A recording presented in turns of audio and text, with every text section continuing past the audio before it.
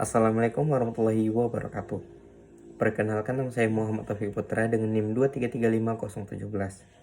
Baiklah, di sini saya ingin menjelaskan tentang apa saja dasar hukum penyusunan peraturan perundang-undangan dan bagaimana proses lahirnya undang-undang dan apa yang dimaksud dengan naskah akademik dan muatan dalamnya. Baiklah, dalam penyusunan peraturan perundang-undangan di Indonesia, proses lahirnya undang-undang. Baik, masuk ke poin pertama, yakni dasar-dasar hukum penyusunan peraturan perundang-undangan. Yang pertama yakni Undang-Undang 1945, yang mana menjadi landasan tertinggi pembentukan peraturan perundang-undangan, khususnya pada pasal 20 DPR memegang kekuasaan bentuk perundang-undangan, dan pasal 5 ayat 1 Presiden berhak mengajukan RUU. Adapun yang kedua yakni Undang-Undang Nomor 12 Tahun 2011, yakni tentang pembentukan peraturan perundang-undangan, kemudian diubah oleh Undang-Undang Nomor 15 Tahun 2019 dan Undang-Undang Nomor 13 Tahun 2022.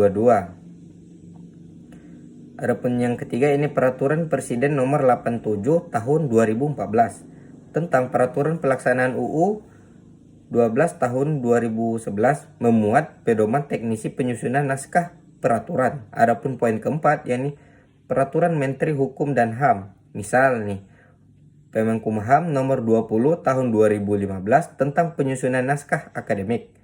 Dan yang kedua yakni Kemenkumham Nomor 28 Tahun 2021 tentang harmonisasi rancangan peraturan.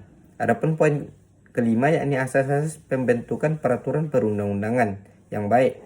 Menurut UU Nomor 12 Tahun 2011 meliputi kejelasan tujuan, kelembagaan yang tepat, dapat dilaksanakan, kedaya gunaan dan kehasil gunaan, kejelasan rumusan dan keterbukaan.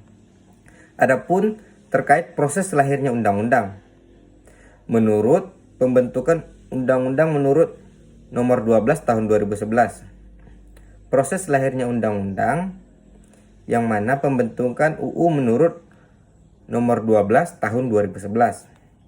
Yang pertama yakni perencanaan dilakukan melalui proses program legislasi nasional.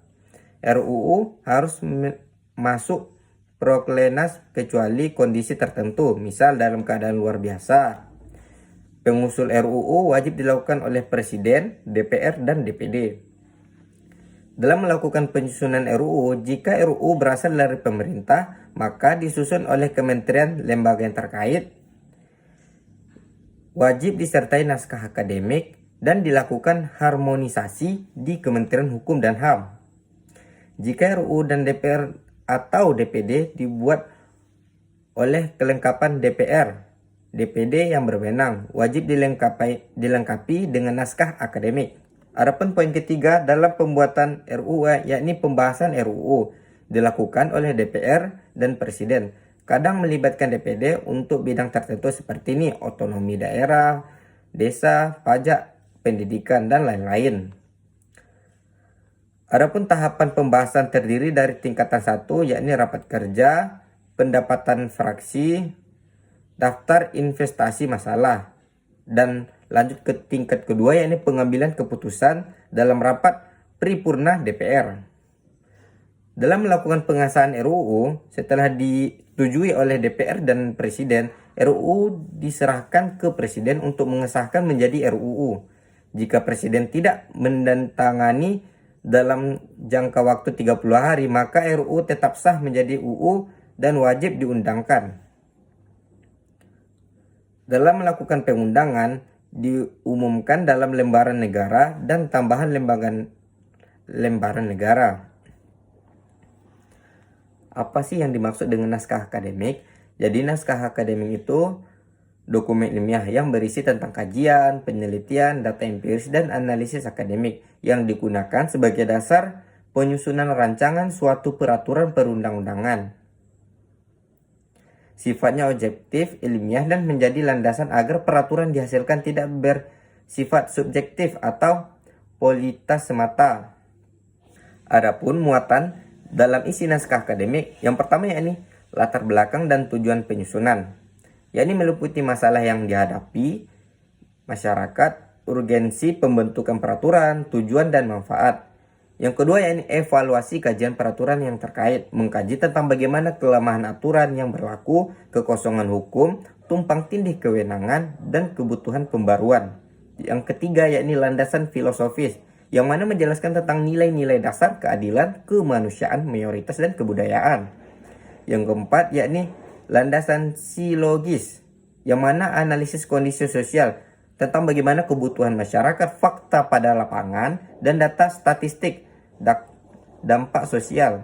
Adapun poin kelima yakni landasan yuridis, yang mana menjelaskan tentang aspek hukum, kesesuaian dengan Undang-Undang 1945, hierarki hukum, prinsip hukum nasional, dan peraturan yang akan dicabut atau akan diubah. Adapun poin ke-6 yakni tentang bagaimana jangkauan arah peraturan dan lingkup menteri. Berisi tentang objek pengaturan, subjek hukum, norma dan pasal yang diperlukan, pembentukan peraturan tangan. Berisi tentang pengaturan, subjek hukum, norma dan pasal yang diperlukan, dan bentuk pengaturan, tentang larangan, kewajiban, sanksi dan prosedurnya. Adapun poin ke-7 yakni tentang dampak analisis kebijakan, termasuk tentang bagaimana analisis biaya, manfaat, dampak ekonomi, dampak sosial, dan prediksi implementasi. Adapun bagian ke-8 yang tentang bagaimana penutup, kesimpulan, dan rekomendasi. Sekian dari saya. Wassalamualaikum warahmatullahi wabarakatuh.